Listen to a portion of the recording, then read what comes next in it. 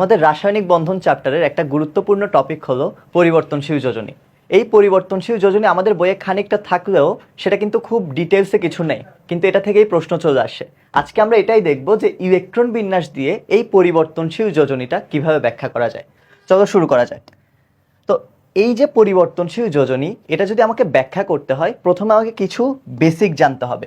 কি কি বেসিক? দেখো, এটা তো তোমরা জানো যে এস এর মধ্যে, এস হচ্ছে একটা উপশক্তি স্তর, এই উপশক্তি স্তরের মধ্যে ইলেকট্রন থাকতে পারে কয়টা? দুইটা। পি এর মধ্যে কয়টা? টোটাল 6টা।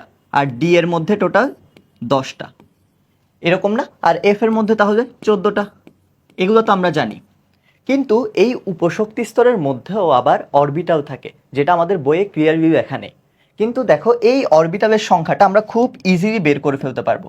কিভাবে? দেখো, একটা অরবিটাল, চিন্তা করো, একটা অরবিটাল মানে একটা ঘর। একটা ঘরে ইলেকট্রন থাকতে পারে দুইটা। তাহলে দেখো, এখানে এস এর মধ্যে ইলেকট্রন কয়টা থাকতে পারে?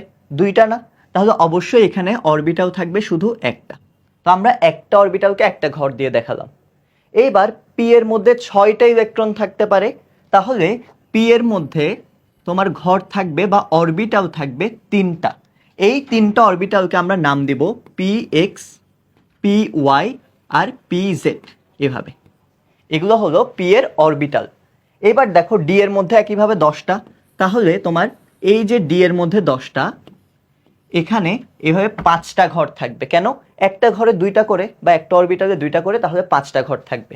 তো ডি এর অরবিটালগুলোর নাম দিব D X Y, D Y Z, D Z X, এইভাবে। ঠিক আছে, আমরা আপাতত জাস্ট 3টা জানবো, বাকিগুলো জেড স্কোয়ার এক্স স্কোয়ার এগুলো তোমাদের লাগবে না। যেগুলো লাগবে না সেটা পড়ার দরকার নেই। তাহলে পিতে 3টা অরবিটাল থাকে আর ডিতে 5টা অরবিটাল থাকে, এফ এ একইভাবে 7টা অরবিটাল থাকবে। যখন ইলেকট্রন যাবে, চলো আমরা একটা ইলেকট্রন বিন্যাস করি। যখন ইলেকট্রন যাবে, তাহলে যদি আমি ফসফরাসের ইলেকট্রন বিন্যাস করি, ফসফরাসের ইলেকট্রন হচ্ছে 15টা। তাহলে দেখো, 15টা যদি আমরা ইলেকট্রন বিন্যাস করি, 1s2, 2s2, 2p6, এখানে টোটাল 10টা, আর 3s2, 3p3, এই যে 15টা হয়ে গেল।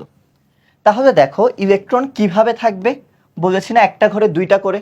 তো দেখো, 1s2 তো একটা ঘরই আছে, তাহলে এখানে দুইটা থাকবে। 1s2, এটাকে আমরা এভাবে দেখাবো। একইভাবে 2s2, 2p6, তো ভিতরের অরবিটাল বা ভিতরের ইলেকট্রনগুলো নিয়ে আর কথা না বলি, আমরা যাব শেষ শক্তি স্তরে। কারণ যত রাসায়নিক বন্ধন সবই হবে শেষ শক্তি স্তরের ইলেকট্রন দিয়ে। তো শেষ শক্তি স্তরে দেখো, এখানে কি আছে?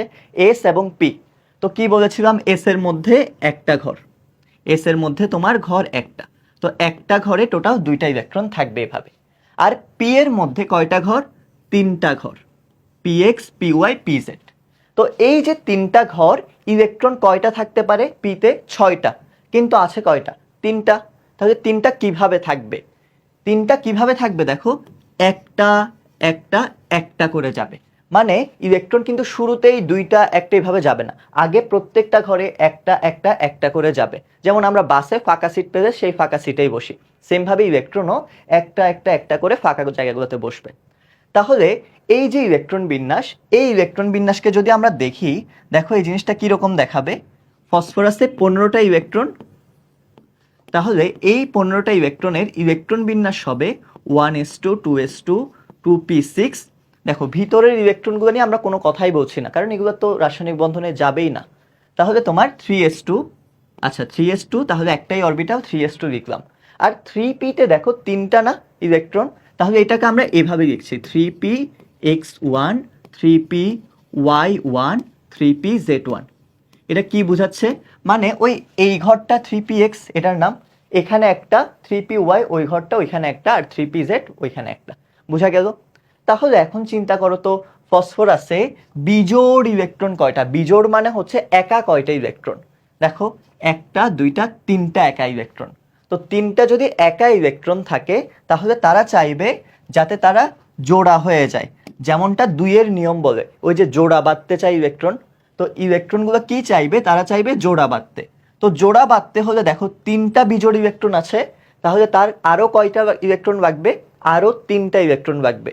তাহলে এখানে বিজোড় ইলেকট্রন যেহেতু তোমার কয়টা? বিজোড় ইলেকট্রন তোমার 3টি। তো বিজোড় ইলেকট্রন 3টি হলে এখানে যোজনীয় হবে কত? যোজনী হবে 3, যোজনী হবে কত 3। এতটুকু বুঝে গেল। তাহলে তোমার এখানে আমরা ফসফরাসের যোজনী 3 সেটা আমরা দেখে ফেললাম। এইবার দেখো তো, যখন আমরা এই ফসফরাসটাকেই উত্তেজিত করব, উত্তেজিত করা মানে কি সেটা আমরা এখনই বুঝবো। দেখো উত্তেজিত করা মানে কি, ফসফরাসকে উত্তেজিত করবে আমরা এখানে উপরে একটা স্টার দেব। স্টার মানে হচ্ছে এটাকে শক্তি দেওয়া হচ্ছে, এক্সট্রা শক্তি দেওয়া হচ্ছে। শক্তি দিবে কি হবে দেখো, আগে কিরকম ছিল, ওই যে উপরের ইলেকট্রন বিন্যাসটা দেখো 1s2 2s2 2p6 3s2 3p3টাকে আমরা এভাবে লিখছিলাম 3px1 3py1 3pz1। এইবার দেখো তো 3 নাম্বার শক্তি স্তরে আমরা পড়েছি না 3s 3p 3d, 3টা অরবিটালি থাকে বা 3টে উপশক্তি স্তরই থাকে। তাহলে এখানে যেই 3dটা ছিল সেই 3dতে কিন্তু কোনো ইলেকট্রন নেই। যদি ইলেকট্রন না থাকে তার মানে এই যে ডি এর 5টা ঘর পুরাপুরি খালি পড়ে আসে না। এখন কি হবে দেখো, যখন তুমি ওকে শক্তি দিচ্ছ তার মানে ইলেকট্রনের শক্তি বেড়ে যাবে, সে চাইবে যত উপরে যাওয়া যায়।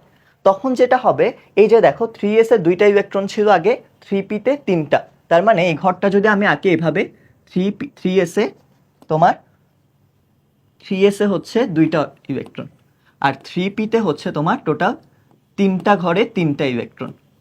আর 3d যেটা সেটা পুরাটাই খালি, 5টা ঘরেই খালি পড়ে আছে। যখন আমি শক্তি দিব তখন দেখো এইখান থেকে একটা ইলেকট্রন চলে যাবে ওই 3d এর একটা খালি ঘরে। তাহলে তখন কিন্তু আর এইখানে যে 3s2 আমরা লিখছি সেই 3s2 থাকবে না, কারণ এখানের একটা ইলেকট্রন কিন্তু চলে গেছে কোথায় 3d তে। তাহলে এখন তোমার 3d তে 0-র জায়গায় হয়ে যাবে কত, 3d তে 0-র জায়গায় হয়ে যাবে একটা, 3d তে 0-র জায়গায় হয়ে যাবে একটা, কারণ 3s থেকে একটা ইলেকট্রন চলে গেছে। এখন দেখো তো 3s থেকে যদি একটা চলে যায় তাহলে তো এখানে আর বিজোড় 2টা ইলেকট্রন থাকবে না, এখানে কয়টা ইলেকট্রন থাকবে, একটা ইলেকট্রন থাকবে। এখন দেখো তো 1টা 2টা 3টা 4টা 5টা বিজোড় ইলেকট্রন হয়ে গেছে। যদি 5টা বিজোড় ইলেকট্রন হয়ে যায় তাহলে দেখো এখানে আমরা লিখব বিজোড় ইলেকট্রন 5টি। তো যদি 5টা বিজোড় ইলেকট্রন হয়ে যায় তখন তাকে যদি জোড়া বাঁধতে হয় তার 5টা ইলেকট্রন লাগবে না, তাহলে তার যোজনীয় হবে 5। কেন, কারণ এখন তার 5টা ইলেকট্রন লাগবে, তো যতটা ইলেকট্রন লাগবে ততটা সে শেয়ার করবে, সেটাই ওর যোজনী। তাহলে দেখো এখানে আমরা কি পড়লাম, ফসফরাসের 2টা যোজনী হচ্ছে, একটা কত 3, একটা হচ্ছে 5, এবং এটা আমরা পরিবর্তনশীল যোজনীটা ইলেকট্রন বিন্যাস দিয়ে ব্যাখ্যা করতে পারলাম। তোমাদের কাজ হচ্ছে তোমরা বাসায় করবা কি সালফার এবং কার্বনের পরিবর্তনশীল যোজনীটা শিখবা, আর এই ধরনের অসাধারণ সব ট্রিক্স পড়বা আমাদের টেস্ট প্রিপারেশনের যে কোর্স আছে সেই ক্র্যাশ কোর্স।